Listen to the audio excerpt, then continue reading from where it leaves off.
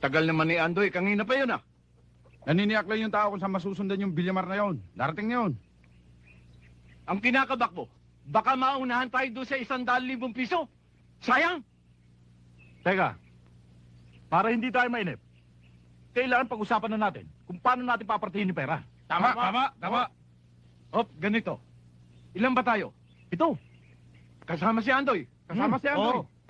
100,000 piso yan. 40 sa akin. 6 kayo. Tigsa 10,000. 60 at saka 40, 100,000. Ha? Teka. Bakit naman 40 sa'yo? At 10 lang sa amin. Hindi naman yata patas ang laban, ha? Naku, ang hirap Malabo. sa'yo. Hindi mo ginagamit ang divide-divide eh. Ganito. 30 na lang sa akin. Yung 70, 6 kayo. Paghati-hatihan nyo. Maliwanag.